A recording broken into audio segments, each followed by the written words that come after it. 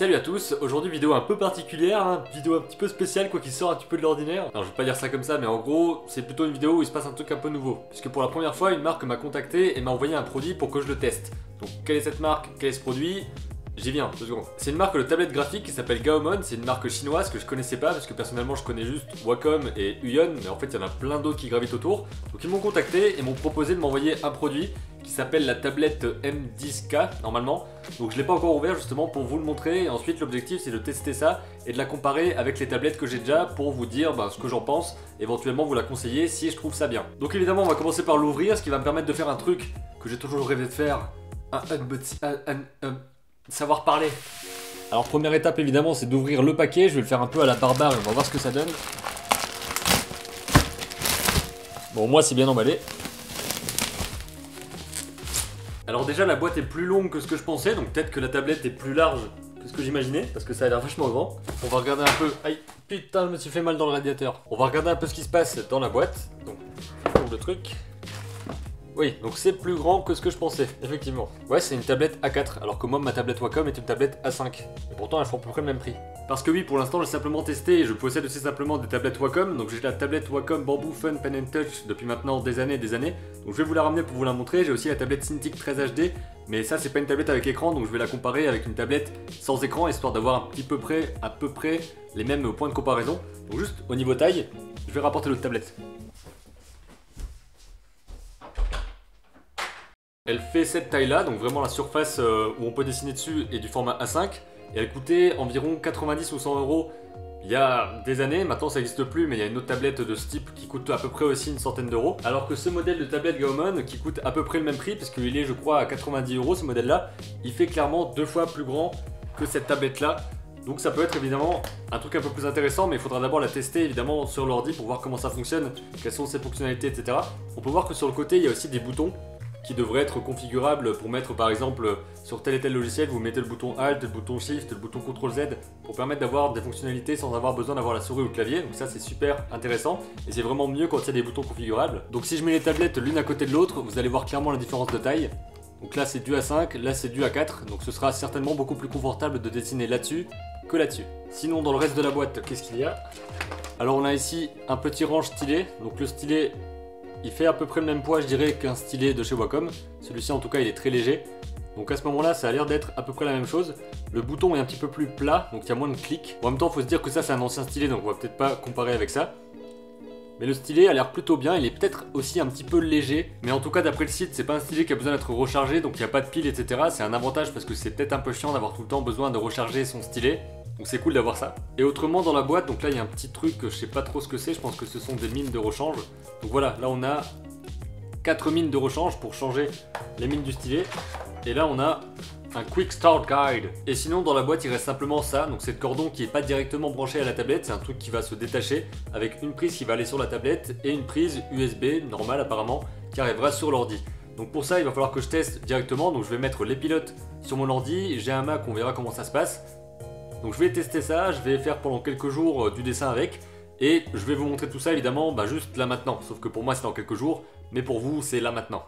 Maintenant que j'ai passé quelques jours à travailler avec cette tablette, je peux vous faire un petit retour d'expérience sur le test de cette Gaomon M10K. Je vais commencer par les points positifs, puis ensuite partir sur les points qui m'ont un peu plus dérangé, mais qui en même temps sont compréhensibles compte tenu du prix. Et le prix justement, c'est le premier point positif, parce que justement c'est une tablette qui est pas chère, et c'est aussi pour ça que j'avais envie de vous en parler. Sur Amazon en ce moment elle est marquée à 90 euros, plus une quinzaine d'euros de frais de port parce que ça doit arriver de Chine, ce qui revient à un petit peu plus de 100 euros, ce qui reste 2 à 3 fois moins cher que l'équivalent chez Wacom, en tout cas en termes de taille, c'est-à-dire en format A4. Là je vous parle du prix sur Amazon, ce que je fais habituellement, mais ils m'ont aussi passé un lien vers un autre site d'expédition que je connaissais pas qui s'appelle AliExpress. Et sur ce site actuellement la tablette est en promotion, c'est-à-dire qu'elle est à environ 60 euros. Et en plus de ça ils m'ont donné un code promo que vous pouvez trouver dans la description qui fait encore 20% de moins sur le prix. J'ai pas calculé mais c'est pas cher du coup. Deuxième point positif, c'est l'air de super bien fonctionner en termes de dessin parce que sur cette tablette il y a 2048 niveaux de pression, donc ce qui semble être très bien. C'est à peu près la même chose que sur les Wacom, on va dire de la même gamme. Le niveau de pression sur votre tablette et sur votre stylet, en gros c'est ce qui va permettre de réagir comme un vrai crayon, donc d'appuyer plus ou moins quand vous appuyez plus ou moins, de faire des traits plus ou moins épais quand vous faites des traits plus ou moins épais.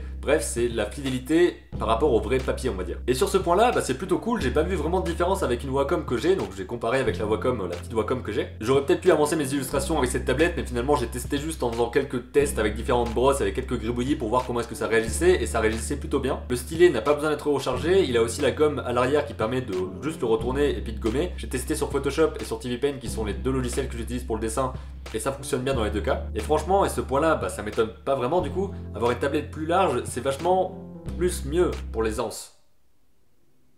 Donc si je résume, c'est une tablette qui est grande, qui est super pour le dessin et qui coûte pas cher. Ce qui me fait arriver au point négatif. Pour le premier point, il faudrait peut-être que j'ai l'avis de quelqu'un qui utilise Windows parce que je suis sur Mac, donc j'ai téléchargé le pilote pour Mac. Et je me dis que ça vient peut-être de là le problème avec les boutons qui ne correspondent pas vraiment à ce qui est marqué ou en tout cas qui interagissent mal, je comprends pas trop pourquoi. Sur le côté de la tablette et sur le stylet, il y a des boutons qu'on peut configurer pour mettre avec différentes touches, pour mettre le clic droit, le clic gauche, le clic du milieu, différentes touches, afin de mettre par exemple le CTRL Z, ce genre de choses. Donc le CTRL Z justement j'ai eu un souci avec parce que je marquais CTRL et Z et ça faisait toujours le clic droit, ou je marquais CTRL plus Z dans le doute, je sais pas trop comment on le marque, et ça faisait toujours le clic droit quand j'appuyais sur le bouton, donc j'ai pas trop compris à ce niveau là. Et c'est pareil pour les boutons du côté, j'ai pas réussi à les configurer correctement, ou en tout cas dans Photoshop et dans TV Paint, je sais pas, il y avait des trucs que j'arrivais pas à configurer, mais j'ai pas vraiment passé beaucoup de temps là-dessus. Donc je peux pas trop dire si c'est un gros défaut ou pas. Mais d'une manière générale, vous avez accès au petit panneau de configuration qui vous permet de configurer les touches, la pression, de dire si c'est main droite ou main gauche, donc à ce niveau-là c'est plutôt bien fait. Je vais continuer à l'utiliser et voir si j'arrive mieux à m'en sortir avec les boutons, peut-être que c'est une question d'habitude ou que j'ai raté quelque chose. Toujours par rapport au bouton, il y a un truc au niveau du stylet que je trouve pas top, c'est que le bouton, déjà il y en a qu'un, mais bon à la limite ça c'est pas grave, mais le bouton est super plat. C'est-à-dire que si on le met de profil, on voit quasiment aucune surface en plus sur le bouton. Et moi ça me gêne un petit peu parce que j'ai l'impression que j'arrive moins bien à appuyer dessus. Sur mon ancienne tablette donc, j'ai un bouton qui est beaucoup plus épais, beaucoup plus visible, qui à ce moment-là fait beaucoup plus de bruit aussi, ça c'est un avantage de l'autre, c'est qu'il fait pas beaucoup de bruit quand on appuie dessus. Mais j'avais l'impression de pouvoir mieux cliquer et d'être plus à l'aise avec le fait de cliquer sur le stylet. Encore une fois, peut-être que c'est une question d'habitude, pour l'instant je sais pas. Et enfin, dernier point, c'est la tablette en elle-même et la façon dont elle est fabriquée. Ça forcément, comme c'est moins cher, les matériaux coûtent moins cher et c'est moins... pas solide parce que ça a l'air quand même solide, mais ça fait moins mastoc quoi. En fait là je parle plutôt en termes de finition, en termes de qualité de matériaux, donc ça vous gênera pas forcément et je pense que ça peut être vraiment très bien même sans avoir une qualité incroyable. Mais surtout il y a un truc qui me gêne, bon c'est un détail quand même, mais c'est le truc du côté pour pouvoir mettre le stylet. Je sais pas si vous voyez le souci.